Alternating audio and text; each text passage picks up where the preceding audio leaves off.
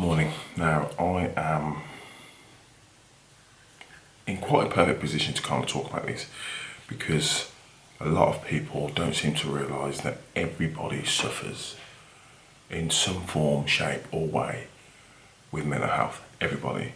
There's no one on this planet who cannot tell me in some way, shape, or form that they don't suffer. I'm here to tell you guys that I got diagnosed with depression at 32. There are days when I do suffer with anxiety. There are days when I do suffer mainly because I think about what's happened in the past, nothing about the future, but mainly thinking about what's happened in the past, and getting caught up in what people say. Let's dial it back. When I was a kid, I didn't feel like I could talk to anybody. I think that was the most important thing. That I didn't feel like I could talk to anybody at all about the issues, about what was going on. Now, it's become more important as an adult to talk. Again, when I was a child, grew up in a single parent family, never really spoke to my mother, and didn't really speak to my mother until I turned 38, properly until I turned 38. And I think dialing that back, because I didn't have that connection and that relationship, I genuinely, genuinely suffered. And I suffered so badly that my only release was football. So I played football whenever I could, because it just took me out of a place that I didn't want to be and couldn't really talk about. There were so many issues going on at home. Father leaving, mom raising myself, my brother and two cousins. So 5 of us in a 2-bed flat. My mom losing a child full term. Going to 2 new secondary schools in the space of 2 years.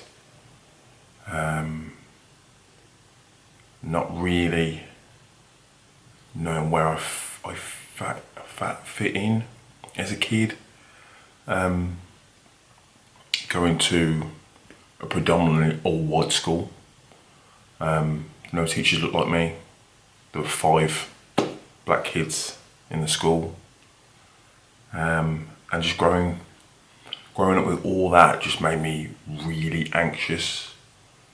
And it just started to build and build and build and build. And I think the best thing for me was that when I turned 18, I went to university and just disappeared, left my home city and just disappeared to Wales, where most Welsh people are friendly. A lot of them don't see a lot of black faces, so that's when you get a lot more racism. Was racially abused on football pitches, and again, that does play with your mind. Am I in the right place? And growing up, I never felt like I fit in anywhere, and it wasn't until I got a core group of friends at the age of 23 that I actually felt settled. And when I came back home to Birmingham, I actually felt settled. I think part of that has made me always think about love and how that links to depression, how that links to anxiety. Now, growing up, because you don't have that relationship with your mum, you always then start to doubt whether or not love was always there. Of course, love was always there, but you just kind of skirted around it. You didn't kind of discuss it. You didn't say, "Oh, Mum, I love you." I think as black men, I think I'll say it now, as a black man, I didn't say that. I didn't say those words. It wasn't until I grew up and started thinking about the process of love and what it actually means that it actually started to change who I was. Now, I got married at 32. I got divorced at 36. And I think the key thing there that I learned was that growing up, I never said the word no. No was such an awful word to say. So I never said no. When I became a teacher, I never said no. If someone asked me to do something and I could do it, I'd say yes. And I think that word no always played on my mind, to the point where I built up so much negativity around the word no that it actually made me anxious to say the word no. And because of that, I think the depression just spiraled so badly. I was signed off work for 2 weeks with depression, put on antidepressants at the age of 32. And going to see a counsellor was what changed all of that. People don't seem to think they need help. And at the time, I probably didn't. I didn't think I needed help. I just sat in a dark room for 16 hours a day, took myself away from things, and I didn't really talk or tell anybody anything about me, my mindset, my feelings. I'd stopped playing football. And I think that kind of brought everything to a head. People need to talk, no matter who it is, no matter what it's about. Just find a way of not so much solving the problem, but talking about what you're thinking, what you're feeling, your emotions. It can be square, it can be scary, it can be upsetting, it can be troubling, but at the end of the day, you are in control of who you are. That journey is often difficult, but we as people don't tend to recognise the journey that we are on. It took me till I was 38. So 38 to discuss and disclose everything that had ever happened to me to my parents. 38. Do you think I'd held on to things for 31 years, since I was 7, held on to things for 31 years and not told my parents anything at all?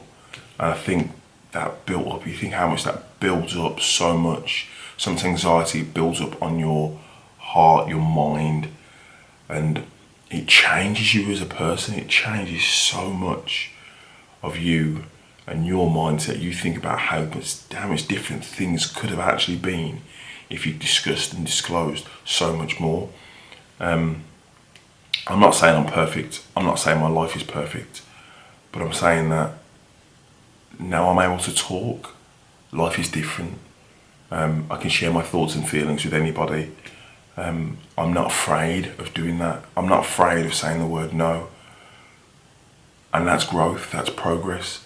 Because before, it would have been, I was genuinely terrified to say the word no.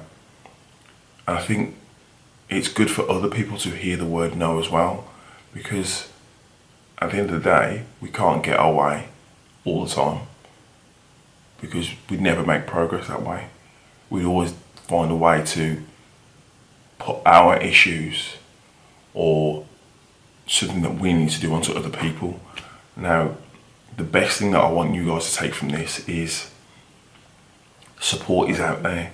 People are out there to talk to. There are counsellors, NHS, private, Samaritans. There's so many different ways that you guys can solve whatever is going on up here, but you just need to find a way to talk about it. Don't wait like I did. Don't hold on for 10, 15, 20, 30 years. It's not worth the heartache. It's not worth how life-changing that can genuinely be.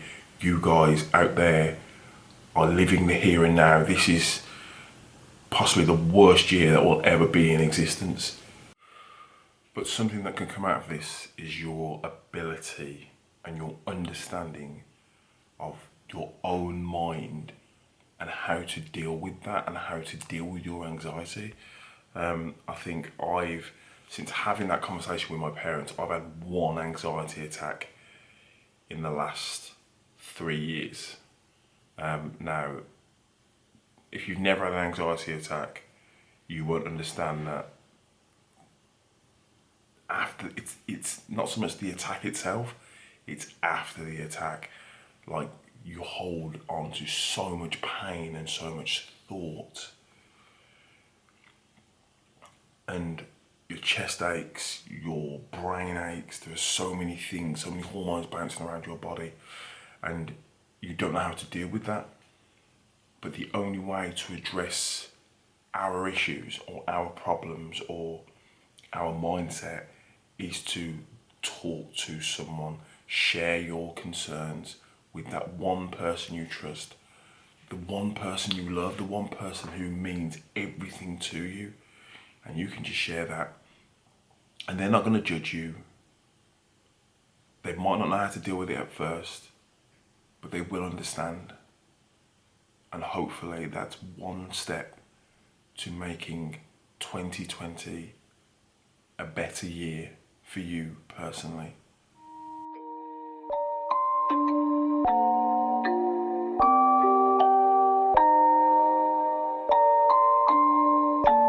Rage on that beat, going crazy.